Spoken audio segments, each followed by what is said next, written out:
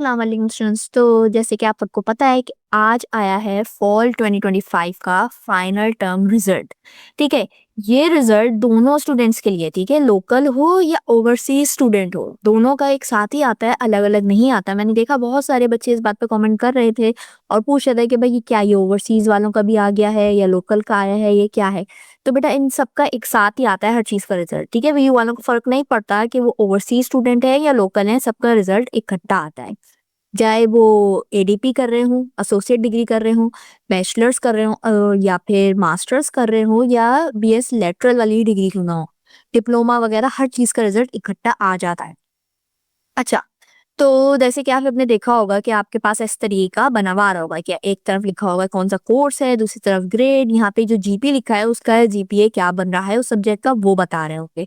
Overall percentage क्या निकली है उस सब्जेक्ट की वो ये बता रहे हैं कि ठीक है ये इतनी परसेंटेज इनकी बनी होगी।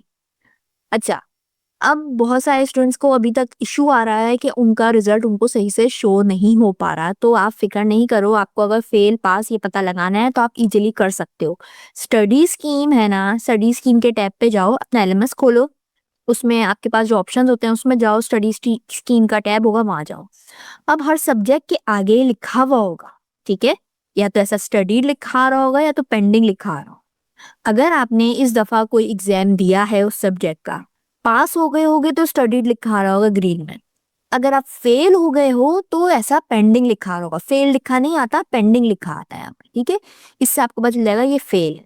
लेकिन याद रखो जो सब्जेक्ट्स आपने नहीं दिए अभी तक, एग्जाम दिए ही नहीं है, सेलेक्ट किए नहीं है, उन पे भी पेंडिंग आ रहा होगा, तो फिक्र नहीं करना, वो फेल नहीं है, वो बस पेंडिंग बता रहे होते हैं उसको, ठीक है। अच्छा, अब बहुत सारे first semester student, second semester student, specially new students, उनके साथ ये हो रहा है कि वो फेल हो गए हैं या डी ग्रेड बहुत ज्यादा आए हैं उनके पास। तो सबसे पहली बात तो ये देखो, जिनके पास VU 110 था, अगर उनका एफ ग्रेड आया है तो बेटा सिर्फ आपकी गलती है, यूनिवर्सिटी का कोई फॉल्ट नहीं है। आपने क्या करना था, आपने सिर्फ और सिर्फ इसकी वीडियोस वॉच करनी थी। वीडियोस वॉच करते तो ये पास हो जाता, एग्जाम कुछ नहीं था। तो आप टाइम देखते और 12 वीडियोस वॉच करते इकट्ठा और बस आप ये पास हो जाते। अब नहीं हो सकता, ठीक है, एक लिमिटेड टाइम के लिए अवेलेबल होता है ये वाला, इसकी वीडियोस। अगर फाइनल टर्म एग्जाम वगैरह स्टार्ट हो गए तो फिर आप ये वॉच नहीं कर सकते, उससे पहले करने के। और दूसरी चीज, बहुत सारे बच्चे कह रहे हैं कि रिजल्ट किसका है, क्या ये सिर्फ फाइनल टर्म का है या फिर ये सबका कंबाइन है।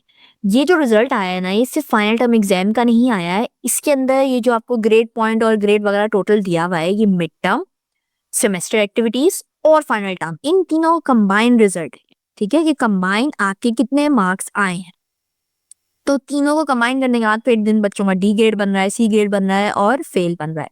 अच्छा, तीसरा सवाल बच्चों का बहुत ये आ रहा है कि भाई अगर हम फेल हो गए तो क्या सेमेस्टर में रिपीट करना पड़ेगा? नहीं, आपका सेमेस्टर आगे प्रमोट हो जाएगा।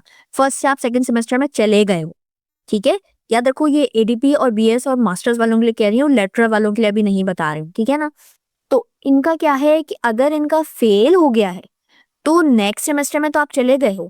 अब आपके पास चॉइस है, या आप चाहो तो नेक्स्ट सेमेस्टर में कोर्स सिलेक्शन ओपन हो तो वापस ये फील्ड वाले सब्जेक्ट्स आप ले लो, चाहो तो। नहीं चाहते अभी फौरन लेना, आप चाहते हो न्यू सब्जेक्ट्स लो, तो कोई बात नहीं, आप न्यू सब्जेक्ट्स ले लो। लेकिन याद रखो ये सारे सब्जेक्ट जो हैं ये रिक्वायर्ड है, यानी कंपलसरी है। इनको पास करना होगा आपको अगर आप चाहते हैं कि डिग्री कंप्लीट हो जाए।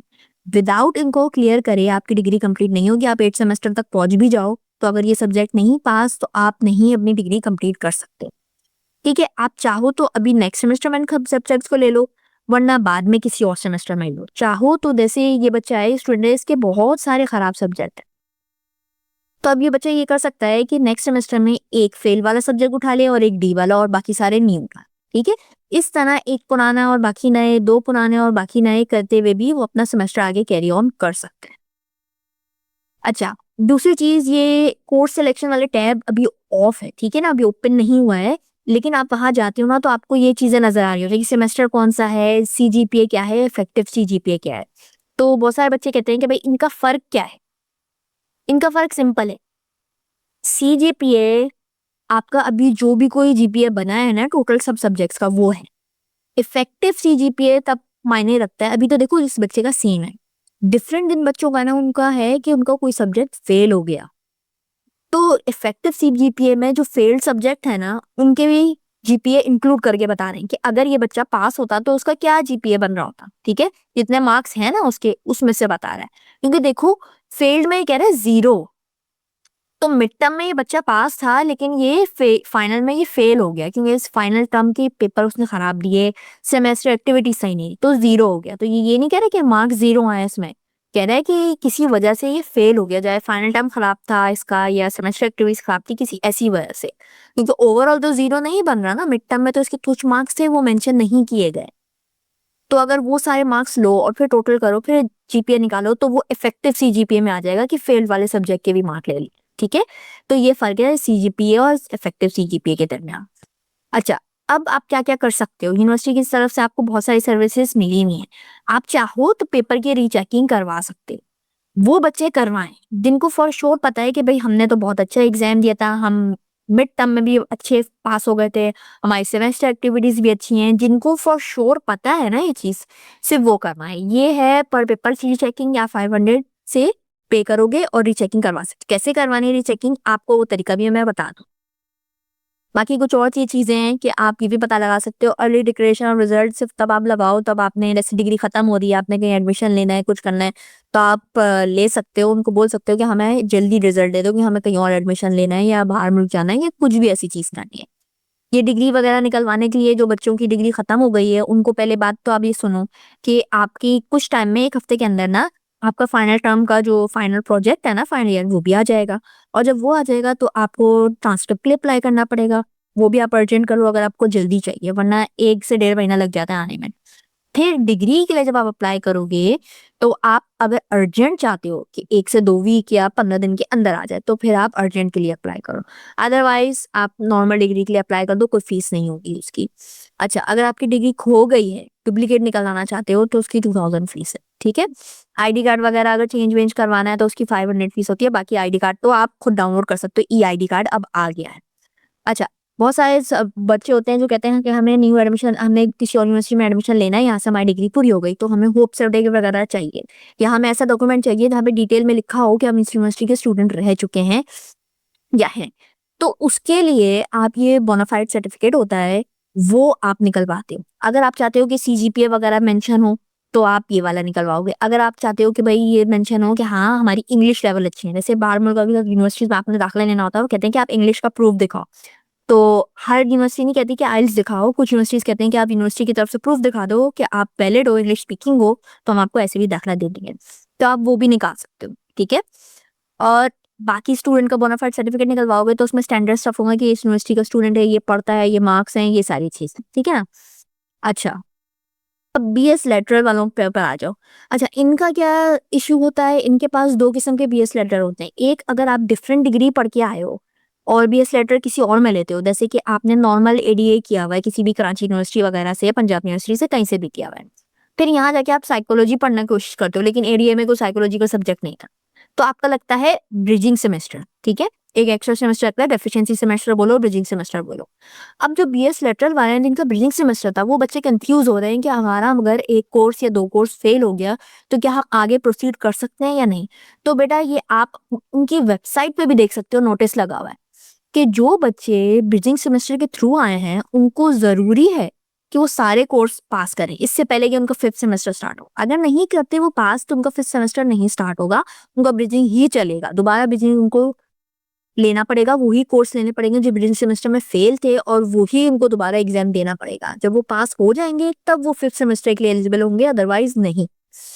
अच्छा, आखिरी चीज लास्ट सेमेस्टर वाले स्टूडेंट्स के लिए जिनका आखिरी सेमेस्टर, सबसे पहली बात तो बहुत सारी जगह लिखा हुआ होता है, यानी दूसरे स्टूडेंट सीनियर मिसगाइड कर रहे होते हैं कि फाइनल सेमेस्टर में सिर्फ आप 24 क्रेडिट आवर्स या कुछ ले सकते हो, ऐसा नहीं है।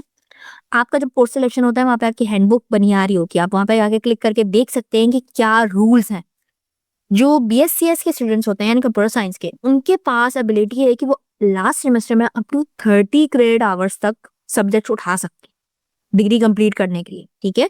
तो आप वहां पे कर सकते हो कि हमें ज्यादा सब्जेक्ट उठाने हैं तो हमें अलाउ कर दो, तो आपको 30 क्रेडिट आवर्स तक अलाउ हो जाता है, ठीक है।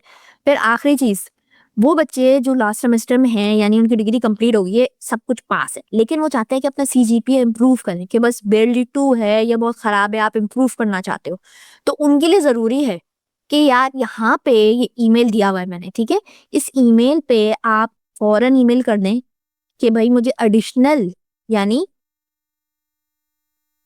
एक्स्ट्रा सेमेस्टर लेना है, ठीक है, जिसके अंदर मैं इम्प्रूव कर सकूं ग्रेड। इसकी डेडलाइन है 8 मार्च। 8 मार्च से पहले आप कर दो, ठीक है। अगर उससे उसके बाद करोगे तो आपका जो ग्रेजुएशन का स्टेटस है ना फाइनलाइज हो जाएगा, बोल दिया जाएगा हाँ बस ये ग्रेजुएट हो गया, फिर चेंज ही नहीं हो सकता, फिर आप इम्प्रूव नहीं कर सकते सीजीपीए। जिसने करना है आखिरी सेमेस्टर वाले दिन की डिग्री कंप्लीट है वो अभी करते हैं, 8 मार्च से पहले पहले करना, ठीक है। और पेपर रीचेकिंग के हवाले से भी बता दूं कि जो बच्चे चाहते हैं कि पेपर उनका रीचेक हुआ वो अभी रिक्वेस्ट सबमिट कर दें। स्टूडेंट सर्विसेज में जा सकते हैं, एलएमएस पे आपके सेक्शन है स्टूडेंट सर्विसेज का, वहां पे ऑप्शन होता है पेपर रीचेकिंग का, आप वहां से फटाफट अपना पेपर रीचेक करवा सकते हैं 7 दिन के अंदर।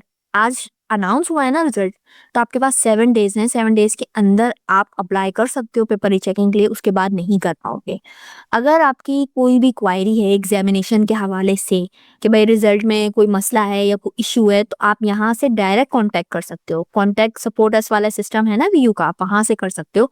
एग्जामिनेशन सेक्शन में जाओ, रिजल्ट सेक्शन में जाओ, रिजल्ट रिलेटेड ऑप्शन चूज करो और फिर वहाँ पे अपना मैसेज टाइप कर दो कि आपको क्या इशू है रिजल्ट से, या कोई भी आप पूछना चाहते हो रिजल्ट लाइक क्वायरी यूनिवर्सिटी से, तो आप ऐसा कर सकते हो।